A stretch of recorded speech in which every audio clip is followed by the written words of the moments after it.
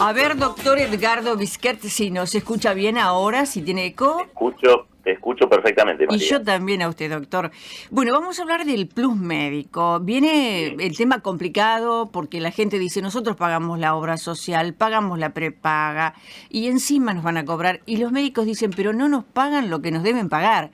¿Cuál es el punto de encuentro entre la necesidad del paciente y la necesidad del médico, doctor Bisquert? Mira, lo que hay que comprender es que esta situación no es de un mes a esta parte o 2 meses a esta parte.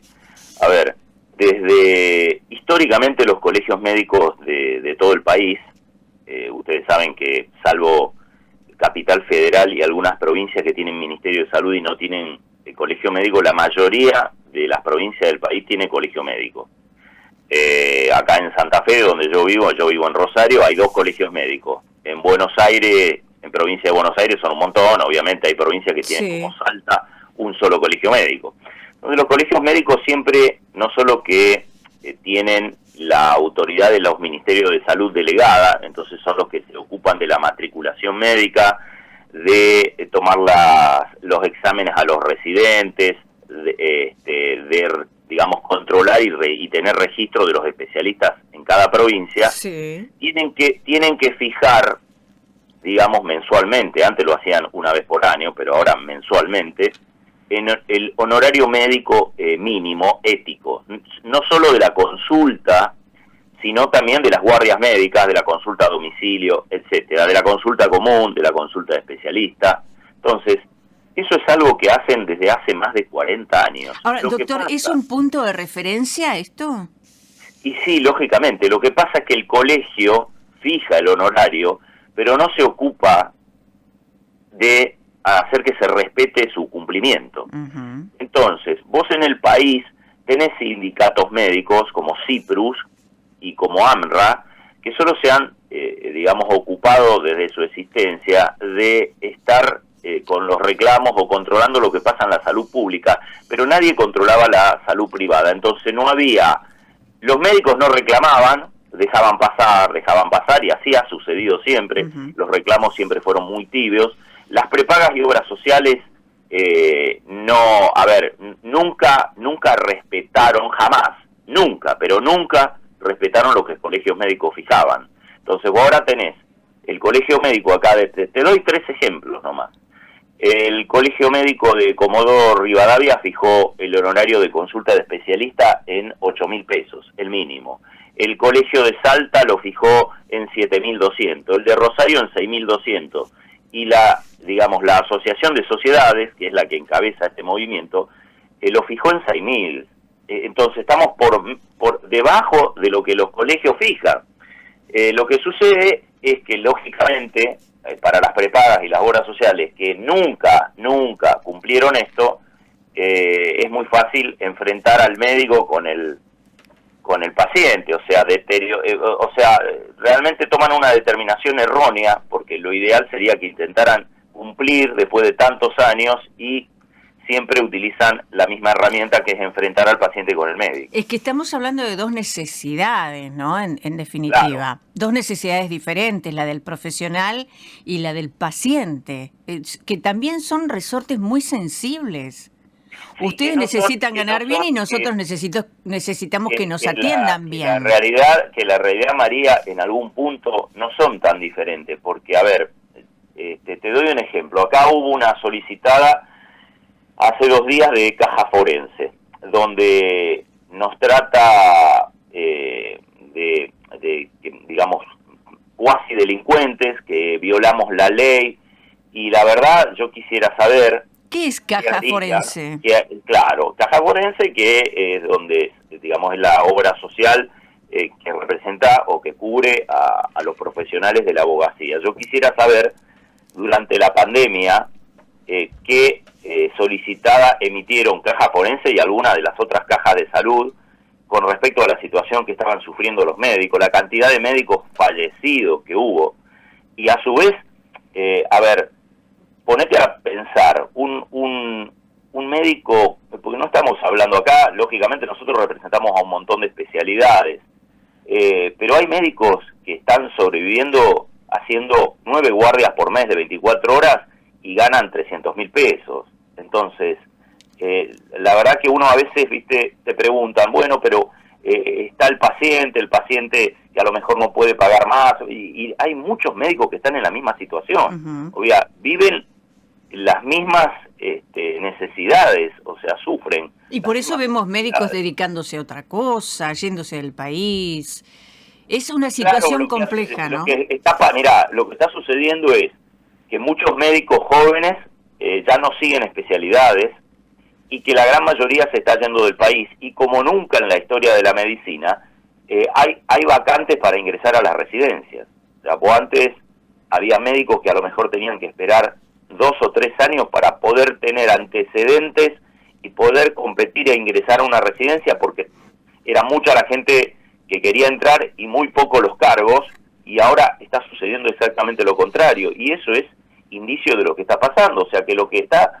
A ver, han tensado tanto la cuerda desde las obras sociales, las prepagas durante tantos años, con la mirada ajena de los organismos gubernamentales que deberían haber solucionado este tema, que va a llegar un momento en que no solo no va a haber especialistas, sino que no va a haber médicos.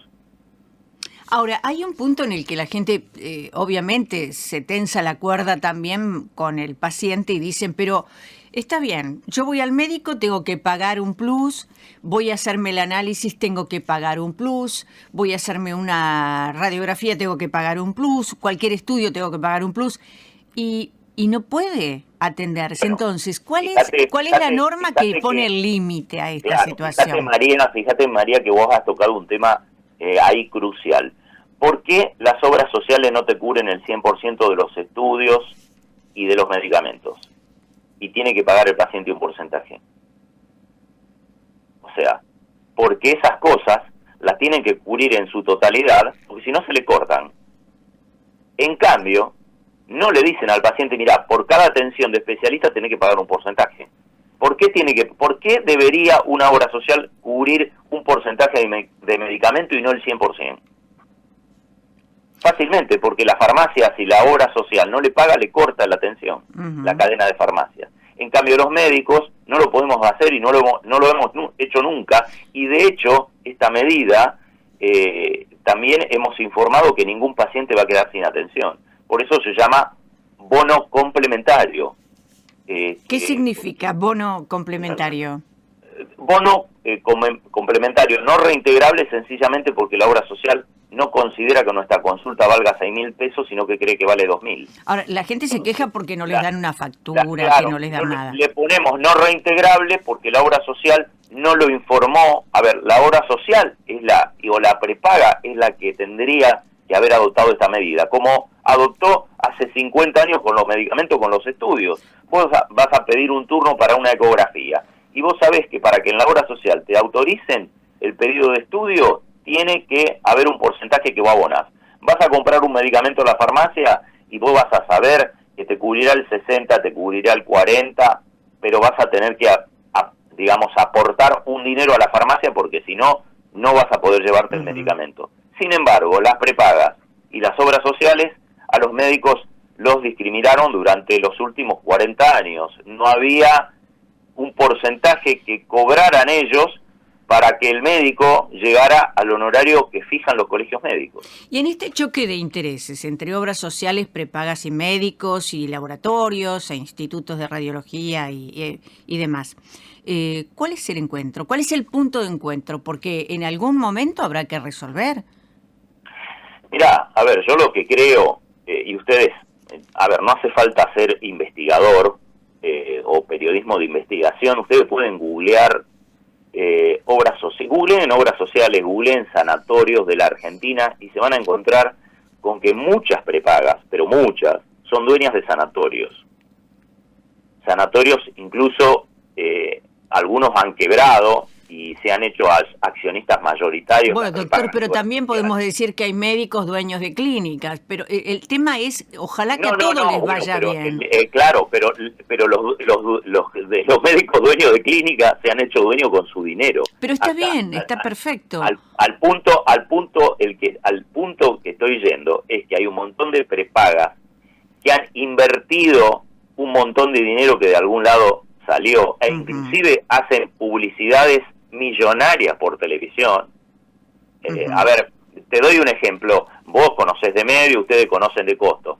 Si vos querés publicitar, por ejemplo, hubiéramos querido publicitar nosotros esta movida de las sociedades científicas en un diario, en los 2 diarios de más tirada del país, un cuarto de página sale 8 millones de pesos. Fíjate las propagandas por televisión, las publicidades de las distintas prepagas. Han comprado sanatorios enormes en las distintas ciudades del país. Entonces, hay un dinero que se está utilizando para otro destino que se podría haber utilizado perfectamente para que los médicos tuvieran un mejor pasar y ganaran lo que los colegios médicos fijan, ni siquiera lo que nosotros decimos. O sea, el colegio médico, te reitero, es el que fija, los colegios médicos, el honorario mínimo ético de la consulta. Ahora, doctor, pero nunca se cumplió. Doctor Bisquert, ¿sabe usted que el jamón del sándwich acá es el paciente? Lamentablemente, en esta pelea o en esta puja de intereses entre médicos y prepagas y obras sociales, está el paciente, que va porque tiene su salud quebrada, porque necesita atención. Digo, ¿cómo se llega a un acuerdo? ¿Quién debe resolver esto? Te vuelvo a reiterar, María, nosotros no hemos dejado de atender a ningún paciente que no pueda pagar este bono complementario. Sin embargo, el paciente no se ha podido llevar el medicamento a la farmacia si no pagó el porcentaje que corresponde. No, tal cual, doctor, pero digo, entonces, ¿cómo se resuelve? ¿Quién lo resuelve? Lógicamente lo resuelven las obras sociales y las prepagas. Ellos tienen la llave de la solución, claramente. Bueno, pero el gobierno interviene, me imagino. De alguna forma el gobierno interviene. Claro, el gobierno no, el gobierno... Pero ¿cómo no? Hay normas que cumplir, hay límites. El gobierno mira para otro costado. Bueno. ¿Qué se hizo durante la pandemia? O sea, solo se nos aplaudió, nada más. Si una situación que ocurre cada 100 años, como una pandemia, no cambió la realidad de los médicos, y bueno, los médicos tuvieron que adoptar esta medida porque ni siquiera esa circunstancia extraordinaria sirvió para que cambiara la vida de los médicos. Inclusive, doctor Bisquert, ¿qué debería hacer el gobierno? Y el gobierno debería obligar a las prepagas y obras sociales a que cumplan con lo que fijan los colegios médicos de la nación. No puede ser que el médico, un profesional que se ha formado en una carrera de 6 a 7 años de duración. Algunos hicieron 4 más de una especialidad y algunos, como en mi caso, 3 años más de una subespecialidad. Que seguimos permanentemente formándonos, estudiando, con educación médica continua. Hay médicos que trabajan porque no se pueden jubilar, porque encima ese es otro tema. Las cajas de jubilaciones son solidarias, las de los médicos. Se basan solo en el aporte de los médicos. No hay ningún sanatorio, ni obra social, ni prepaga para las cuales trabajamos que aporte para tu obra social. Entonces un médico se jubila con una jubilación que es 3 veces inferior a un profesor de secundaria, por ejemplo. Entonces, toda una vida de sacrificio. Algunos médicos trabajan hasta los 70, 72 años, que el gobierno haya estado mirando durante tantos años para un costado. Doctor, ¿por qué este deterioro tan impresionante en la salud en el país? Y bueno, porque el dinero en el país se usa para otras cosas. Mirá, vos tenés un ejemplo de para qué se usa el dinero desde los distintos gobiernos. ¿Cómo puede ser que la obra social de los jubilados, que es la más grande del país, no la manejen los jubilados y la manejen el gobierno? O sea, bueno, pero es la caja más importante. Uno entiende que los políticos van por la caja más importante también. A ver, por algo la obra social está como está. O sea, vos vas a un sanatorio que atienda PAMI y la consulta de PAMI que le abonan al médico es la mitad de la que se abonan de las otras obras sociales y prepaga. O sea que a alguien que tiene PAMI le falta muchísimo más dinero para llegar a lo que es el mínimo exigible por los colegios, porque el dinero se usa para otra cosa. No estoy hablando ya de situaciones de corrupción, que son cosas extraordinarias. Estamos hablando del dinero que se le saca a cada jubilado de su jubilación para poder solventar el PAMI. ¿Y eso no es corrupción? Con el PAMI, ¿Eso no es corrupción? con el PAMI tenés el ejemplo y lo podés traspolar a todas las demás situaciones de cómo se ha manejado la salud en el país. Realmente cuando hablamos de estas cosas uno piensa que el domingo vamos a tener un debate donde todas las soluciones deberían estar sobre la mesa, ¿no? Exacto. Que se responda a estos temas que tienen que ver con la vida. La salud tiene que ver con la vida. Exacto. Todo, todo en Argentina se soluciona con parches. Inclusive a veces se ponen parches desde el gobierno que 48 horas después se tienen que quitar, porque está mal puesto o porque fue mal pensado, porque nada se hace con idoneidad y con criterio. Ahora, se gobierna así. Hay que ver, yo así. digo, hay que ver todo, hay que poner todo sobre la mesa, lo que ganan los laboratorios, lo que ganan los... Bueno, en realidad la medicina se ha mercantilizado bastante, ¿no? Hay que poner todo sobre la mesa, ver claro y hacia dónde se apunta con el dinero público. Puede que se haya mercantilizado, pero no del lado de los médicos, sino del lado de las empresas. Por otro lado, vos tenés, hay una ausencia del Estado en el control de los distintos agentes de salud. Vos tenés odontólogos haciendo belleza facial, por ejemplo. Una vergüenza. Entonces, ¿cómo puede ser que... ¿Cómo es eso, odontólogos haciendo belleza facial? Desde universidades, por ejemplo, como la UBA, la universidad más grande del país, se dictan cursos de medicina estética para odontólogos y para kinesiólogos. ¿Pero eso está permitido, que un odontólogo haga medicina estética? Es ilegal, es ejercicio ilegal de la medicina. ¿Y qué hace un odontólogo? ¿Qué estética hace? Más allá de un implante. Eso ocurre porque el Estado no controla. El Estado es un gigante que absorbe dinero y no cumple ni el más mínimo ni la más mínima de las funciones para la cual ha sido creado. Doctor, a ver si me puede responder esto. Más allá de un implante que lo consideran las prepagas algo estético y no lo cobren, le pregunto, ¿qué hace un odontólogo de estética? ¿Me puede contar? Bueno, vos podés ver publicidad en las redes. Las redes son como el tango cambalache, han mezclado a los profesionales de la salud y vos no sabés si el que te está atendiendo es un especialista o no, y a veces no sabés ni siquiera si es médico o no, porque las redes son así, y la gente mira Instagram y no va a las páginas de los colegios médicos o de las sociedades científicas a encontrar su médico especialista para que lo atienda. ¿Pero qué hace un odontólogo de estética? Cuénteme. Bueno, los odontólogos que deberían circunscribir su accionar adentro de la cavidad oral, vos vas a ver en redes que se anuncian como armonizadores orofaciales ¿Y qué es eso? Y colocan toxina botulínica en la frente, en el entrecejo, en las patas de gallo, ponen ácido hialurónico en la cara, hacen rinomodelación. ¿Y está permitido eso? No, claro que no, pero nadie lo controla. Nadie lo controla. Qué locura. O sea, a ver, lo importante es el título de grado. Vos, el título de grado, en el caso mío de médico y en el caso de mi hermana de odontóloga, es lo que te da la autorización para las actividades que vos vas a realizar. No importa, ¿Y ustedes no lo denuncian?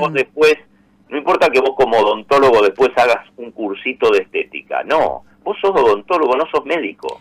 Doctor, entonces, ¿usted no lo denuncia? Hemos denunciado infinidad de veces, pero... ¿Y no pasa nada? No, el Estado hace oído sordo a todo eso, como hace oído sordo a lo que estamos reclamando desde el área médica. ¿Pero a cambio de qué? No lo sé, no lo sé, desconozco, pero bueno.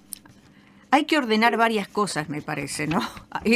Todo la salud y en todo sentido, ¿no? Porque, a ver, el odontólogo y el kinesiólogo también se ocupan de la salud, son agentes de la salud, pero la salud es un gran agujero negro en el país. Yo quiero decir que, respetando al odontólogo, que hay muchos odontólogos que trabajan de manera excelente, la mayoría. Absolutamente. Esto, a ver, no estoy hablando de un mínimo porcentaje. Claro, pero de un mínimo porcentaje que hace mucho daño. Y sí, y por otro lado hay una mirada comercial de las empresas que venden los productos. que lo que le interesa es que su producto se venda. Exacto. Y que se lo venden a cualquiera. Bueno, pasa con los medicamentos también. Es absolutamente. ¿Cuántas veces después nos enteramos que el medicamento que promocionaron hasta el hartazgo después no era recomendable para la salud? Sí, aparte no hay un control del Estado, de los agentes de la salud. Y porque hay plata de los laboratorios. Mirá las situaciones desgraciadas que pasaron durante los últimos meses con estos 2 pacientes muy conocidos que desgraciadamente fallecieron, y cuántos hay que están en la misma situación, y eso es porque una persona recibida como médico, al no haber ley de especialidades que controle la actividad médica, el médico que se recibe puede hacer lo que quiere. Claro. Ahí está también el lado flaco del lado nuestro. O sea, ¿cómo puede ser que no haya una ley de especialidades que le diga al cirujano que solo puede hacer cirugía y al urólogo que solo puede hacer urología, y que permita a un médico con el título de grado hacer cualquier especialidad sin haber tenido una residencia? Exacto. Entonces bueno, pero fíjese, doctor Vizquert. Esto que nosotros estamos reclamando es un pequeño grano de arena en una playa enorme donde hay un montón de cosas en salud que están mal y que los distintos gobiernos no se han ocupado de solucionar. Lo que pasa es que se piden leyes, y yo digo, estamos llenos de normas, llenos de leyes que no se cumplen.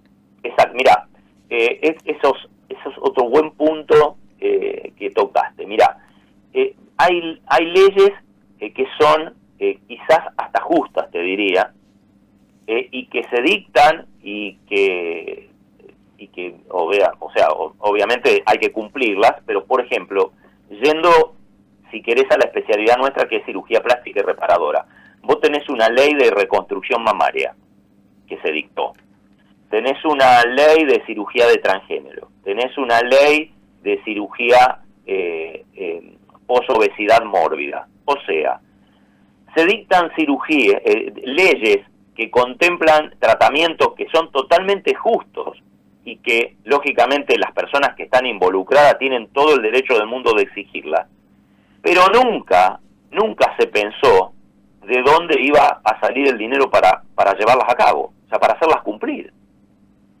Entonces, vos tenés, a lo mejor, una persona que tuvieron que sacarle su glándula mamaria, hacerle una mastectomía por un cáncer de mama, y la ley obliga a la prepaga y a la obra social a que le cubra esa cirugía, pero la obra social y la prepaga no sabe de dónde sacar el dinero para cubrirla, o por lo menos no lo quiere emplear para esto. Entonces vos te ves el cirujano que va a tener que hacer la cirugía, se ve en la tesitura de tener que hacer una cirugía a un valor 10 veces menor al que debería cobrar. O sea que hay leyes no bien formuladas, no bien estudiadas. Hay leyes que son justas, como te digo, pero que nunca buscaron, o por lo menos cuando se formularon, de ver a ver de dónde sale el dinero para cubrir esta ley que estoy sancionando. O sea, cuando le digo no bien formuladas las leyes, es que le sirve como currículum al político que la propuso, pero que en la práctica no se puede aplicar. Exactamente. A ver, en la calle diríamos son leyes para la tribuna. Doctor Vizquert. No son pensadas desde la seriedad que vos, si vas a prestar un servicio, en este caso, tenés que saber de dónde va a salir el dinero para prestarlo. Este tema debería estar en el debate del domingo, vamos a estar atentos. Un debate, claro, obviamente. Te diría que sería, después de la seguridad y la economía, el tema más importante. Gracias, doctor. Debería estar el domingo. Muchas gracias, doctor Vizquert. No, al contrario, muchas gracias, María, a ustedes, y gracias por la gentileza de atendernos. Edgardo Vizquert, médico cirujano plástico, hablando del Plus Médico. Reportajes y entrevistas en profundidad.